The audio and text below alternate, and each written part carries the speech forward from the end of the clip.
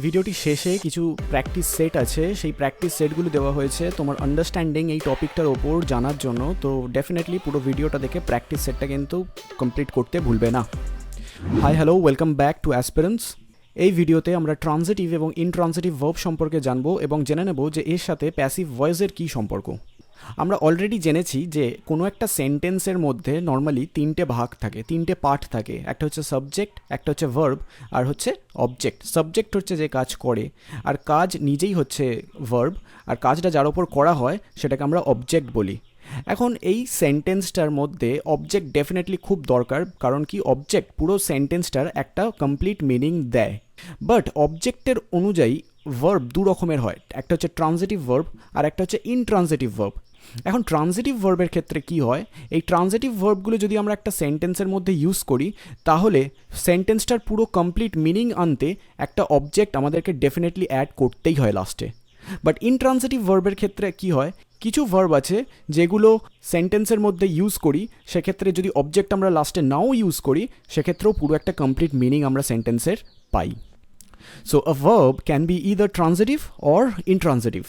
A transitive verb needs an object in sentence to give complete meaning, while intransitive verb does not need any object to give its meaning. ওকে, তো আমরা কিছু transitive ভার্বের example প্রথমে দেখে নিই। হি sends a letter.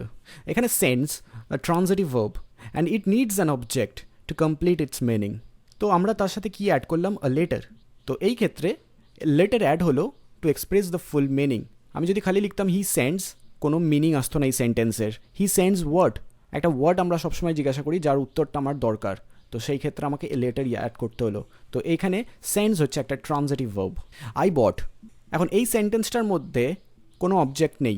This sentence is incomplete, there is information that is missing. You are probably wondering what I bought, তাই না? I bought what, তো আমাকে কোয়েশ্চেন করতে হবে আই বট হোয়াট, না এখানে কোনো আনসার নেই। So this sentence is incomplete because bought, the past of buy, is a transitive verb, and a transitive verb needs an object to complete the sentence, and the object after the transitive verb can be a noun or a pronoun. So for example, I bought a car. Now the sentence is complete and now we can understand it. We added the object a car after the verb. Let's look at some other examples. She likes. Now you probably think she likes what? What does she like? তাই না? আমি কি দিয়ে question করলে তার কোনো answer পাচ্ছি না, তো এখানে এটা ইনকমপ্লিট সেন্টেন্স। তো লাইক হচ্ছে একটা ট্রানজিটিভ ভার্বের example. So we need an object after the verb. She likes chocolate. Now we know what she likes, so this sentence is complete and correct. I invited, invited past form হচ্ছে invited. এই সেন্টেন্সটাতে I invited হুম, তো আমাকে question করতে হবে I invited whom. You cannot just say I invited because the sentence is incomplete. The person who is listening would probably ask, whom did you invite? So we need an object, in this case a person, after the transitive verb invite. তাই না? তো সেক্ষেত্রে আমি বলতে পারি I invited Geeta. I cut. I cut যে এই সেন্টেন্সটা, এটা কিন্তু incomplete sentence. You cannot just say I cut because the sentence is incomplete. The person who is listening would probably ask, cut what? I cut my finger. এটা হচ্ছে এখানে complete. তো cut হচ্ছে একটা transitive verb that require an object. The man stole, stole is the past form of steal, চুরি করা। We need to say what the man stole in order to understand the sentence or the situation. Steal is a transitive verb and the object in this sentence is the bike. The man stole a bike. এইভাবে আমরা complete করতে পারি সেন্টেন্সটাকে, last আমাকে object দিতেই হবে, otherwise সেন্টেন্সের কোনো meaning থাকবে না। So transitive verbs always ask what or whom, what did you buy, what did you cut, whom did she invite. Clear? এখন কোনো সেন্টেন্সে যদি ট্রানজিটিভ ভার্ব ইউজ হয় তাহলে ডেফিনেটলি তারপরে একটা অবজেক্ট থাকে, আর তাই এই ধরনের সেন্টেন্সগুলোর প্যাসিভ ফর্ম আমরা করতে পারি। কারণ কি আমরা জানি যে প্যাসিভ ফর্মে করতে গেলে অ্যাক্টিভ ফর্মে যে অবজেক্টটা থাকে সেটা অ্যাজ এ সাবজেক্ট ইউজ হয়, আর এটা মাস্ট যে ট্রানজিটিভ ভার্ব যদি ইউজ হয় তার সাথে একটা অবজেক্টও ইউজ হবে। ওকে, তো ট্রানজিটিভ ভার্বের ক্ষেত্রে আমরা তার প্যাসিভ ফর্ম করতে পারি। থিভস স্টোল হিজ কার, এর প্যাসিভ কী হবে, হিজ কার ওয়াজ স্টোলেন।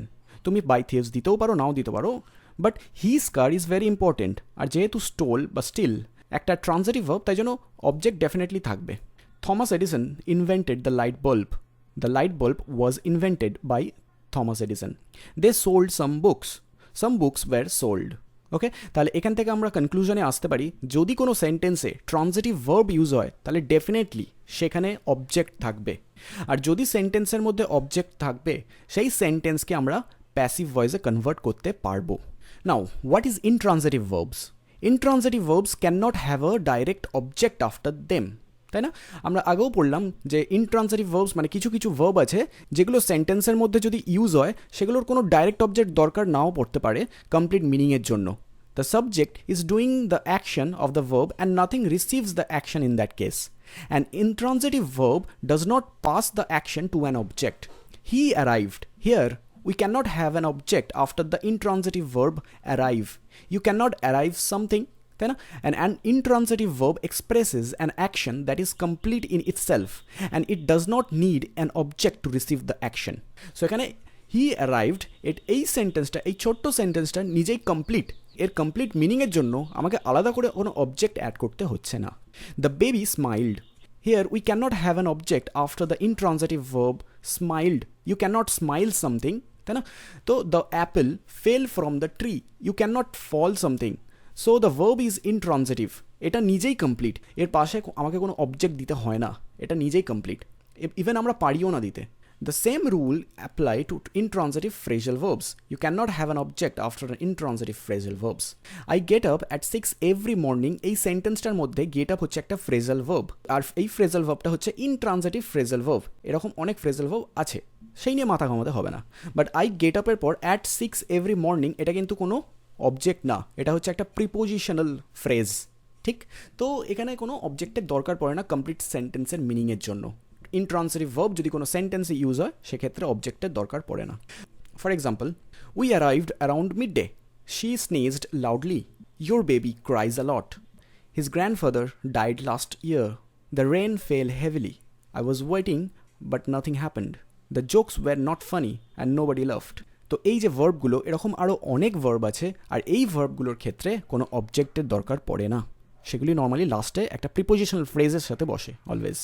এখন বুঝতে হবে যদি কোনো সেন্টেন্সের মধ্যে অবজেক্ট না থাকে তাহলে সেটাকে কি আমরা প্যাসিভ ভয়েসে কনভার্ট করতে পারবো? নো, ডেফিনেটলি নট, পারবো না। কারণ কি, প্যাসিভ ভয়েসে কনভার্ট করতে গেলে আমার অবজেক্ট মাস্ট। কারণ কি, অ্যাক্টিভ ভয়েসের অবজেক্টটাই তো প্যাসিভ ভয়েসে অ্যাজ আ সাবজেক্ট ইউজ হয়, আর সাবজেক্ট ছাড়া তো সেন্টেন্স হতেই পারে না। তো সেই ক্ষেত্রে আমরা বলতে পারি, আমরা কনক্লুশনে আসতে পারি যে ইনট্রানজিটিভ ভার্বের ক্ষেত্রে তার প্যাসিভ ভয়েসে কনভার্সন হয় না।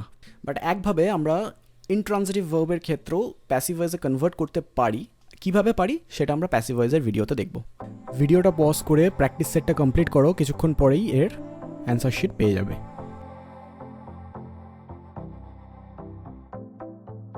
সো আই হোপ ট্রানজিটিভ আর ইনট্রানজিটিভ ভার্ব নিয়ে কোনো ডাউট নেই। যদি কোনো ডাউট থেকে থাকে তুমি কমেন্ট সেকশনে জানাও। And thanks for watching, see you in the next video, by.